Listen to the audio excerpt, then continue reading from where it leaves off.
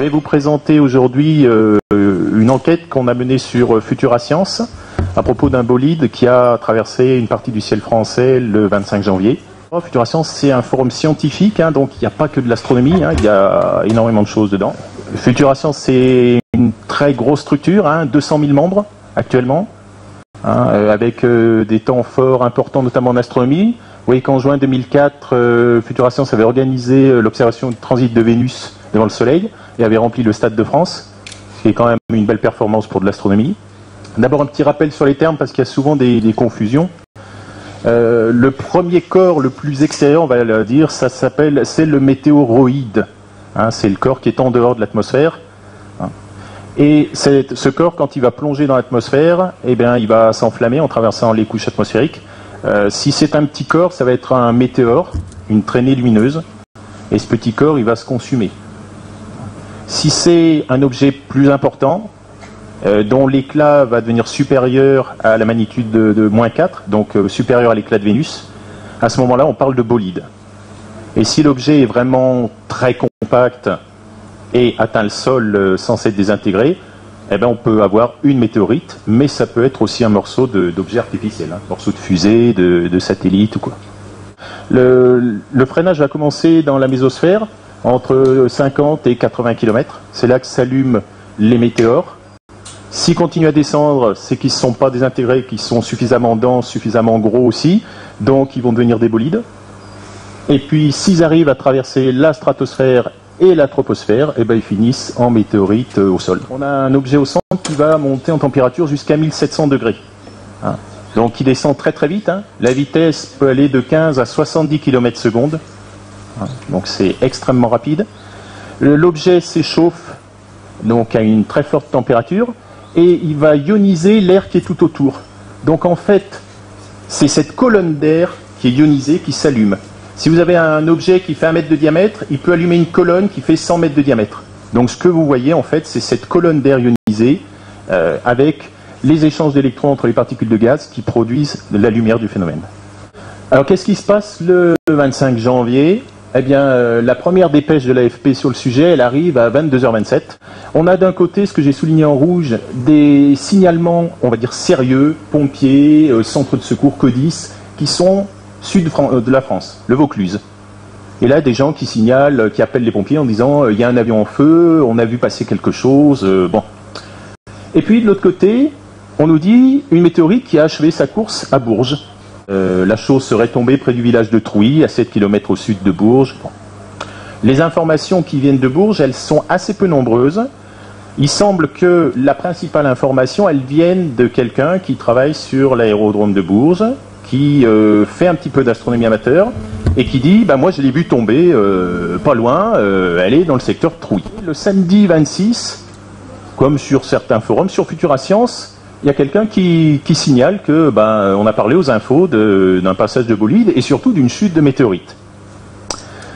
Et le deuxième message, il nous interpelle beaucoup. C'est quelqu'un qui s'appelle Lionel, qui a une énorme pratique de l'astronomie, et il dit moi je l'ai vu, j'étais en Ardèche, et ça a plongé, par rapport à moi, plein sud-ouest. Alors là on dit il y a un problème. Si c'est tombé du côté de Bourges, comment un gars expérimenté qui observe le ciel depuis des décennies peut dire ça tombe plein sud-ouest, ça colle pas. Donc, moi je contacte les responsables de Futura, je dis ça serait sympa, on lance un appel à témoins pour savoir exactement qui a vu quoi et où, et on essaie de voir ce qu'on peut faire. Quand sur Futura Science on met une news, elle est reprise en tête par Google. Et en quelques heures, il y a 6000 connexions sur la discussion et des dizaines de témoignages qui arrivent. Pendant ce temps, la presse fait son travail.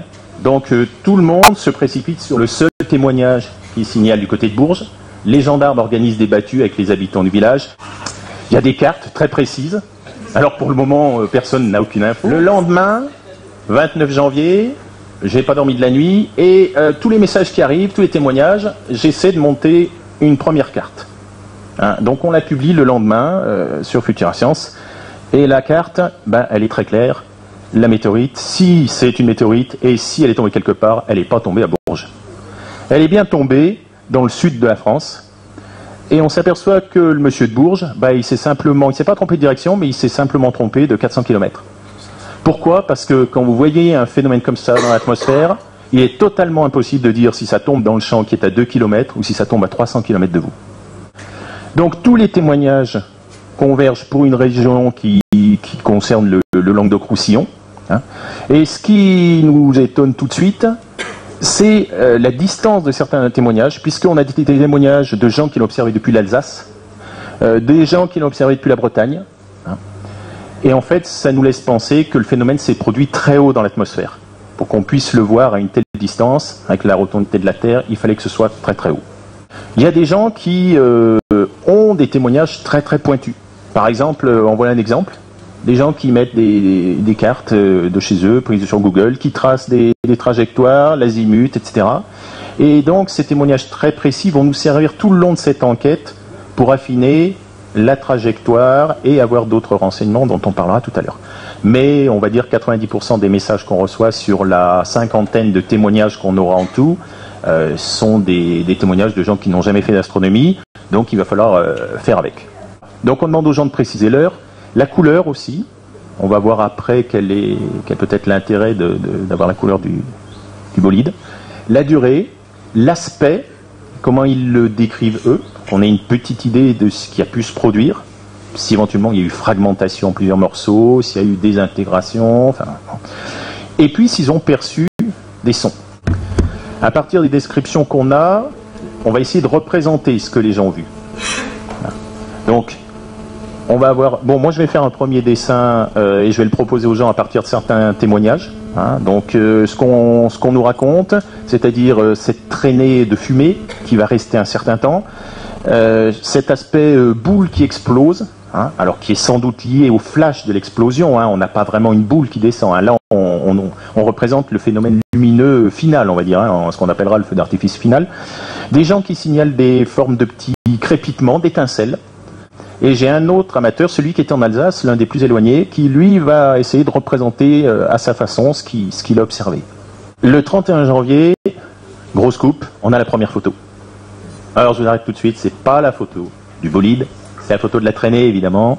Bon. Donc elle est prise depuis dans le Gard, à proximité d'Avignon. Alors pour exploiter ce genre de photo, il faut s'y connaître un peu. Et là, entre en scène un monsieur que je ne connaissais pas avant, mais qui est quand même très pointu dans ce domaine, qui se fait appeler Oncle Dom, qui est Dominique Caudron, que certains connaissent peut-être. C'est un monsieur qui, depuis des décennies, traque les chasseurs d'ovnis en France pour démontrer chaque fois systématiquement que c'est un phénomène naturel ou c'est un ballon sonde ou quoi. Et donc il va apporter son aide. Et lui, il va travailler sur les clichés, sur les témoignages, et il va sacrément m'épauler pour faire un boulot pas évident de triangulation, etc. Donc les premiers éléments qu'il déduit à partir des données qu'il récupère de la photo, c'est déjà l'altitude. Donc un début de combustion qui est autour de 80 km, et une désintégration qui se produit autour de 40 km d'altitude. Un autre traitement plus pointu, hein, où le renforcement permet d'observer des différences d'éclat, hein, donc des sursauts de combustion du bolide pendant sa descente, et tous les paramètres autour pour avoir la hauteur du soleil, hein, à différents moments, etc. Avec tout ça, on arrive à tracer la première carte en perspective de ce qui s'est passé. On voit que le monsieur de Bourges, il regardait loin, vers le sud, hein, et que le bolide, il est tombé, donc, vous voyez la trace, il est tombé, pardon. Il était au-dessus, donc, d'une région qui se trouve au nord de Béziers. Hein, l'explosion s'est produite au-dessus de la région qui est au nord de Béziers. Autour, on a placé quelques-uns, les marques correspondent à un certain nombre de témoignages. Et on a donc représenté la trajectoire de ce bolide.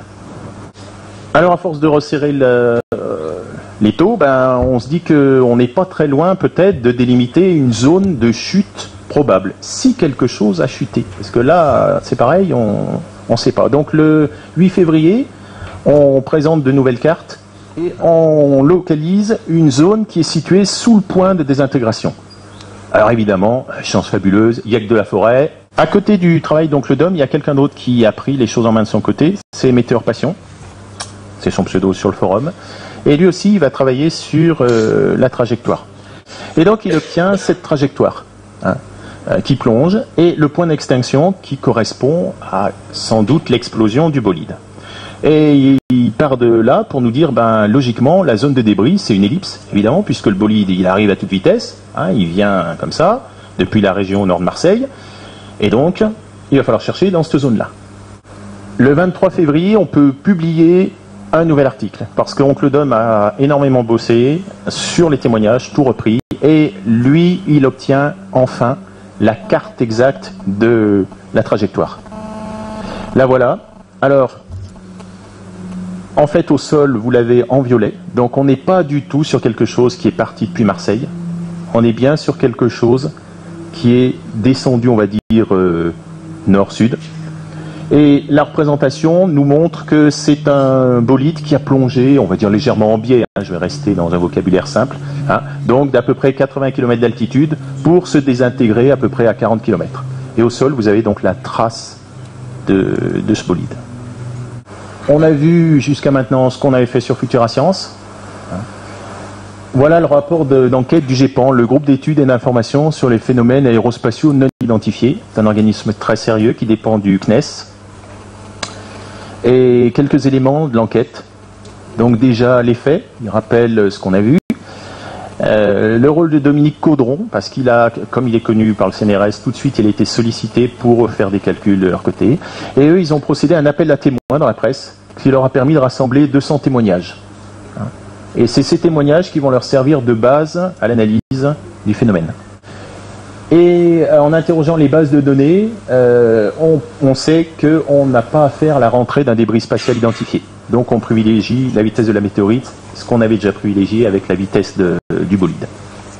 La carte tracée par le GEPAN, on retrouve bien l'axe de la trajectoire. La carte que garde à la fin le GEPAN pour la zone probable s'il y a des chutes de morceaux, tout simplement parce que d'une part il s'agit d'une trajectoire parabolique, pas une trajectoire droite, et ensuite parce que les données sont faussées parce qu'on a beaucoup de témoignages du secteur, donc de gens qui sont très près finalement, mais qui ne peuvent pas donner un angle très précis, donc la fourchette est très large, et ils vont en quelque sorte un peu fausser le résultat global de l'enquête, puisqu'on a énormément de témoignages proches, et évidemment plus on s'éloigne, moins on a de témoignages. Donc on a une tendance à ce que les gens, par leurs témoignages, privilégient une zone qui est plus étalée, que vous avez représentée sur cette carte. Alors pour finir, je vous dirais qu'à ce jour, on ne sait pas si quelque chose atteint le sol.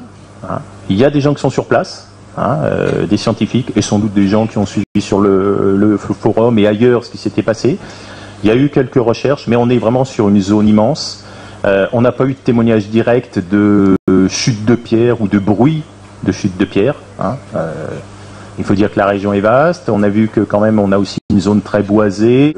Finalement, c'est quand même une belle discussion, avec plus de 700 messages, plus de 50 témoignages. Aujourd'hui, on est à 43 000 visites de cette discussion. Sur un forum astro, c'est quand même assez exceptionnel. Et ma conclusion, c'est que les forums d'astro, ça vaut quand même le coup.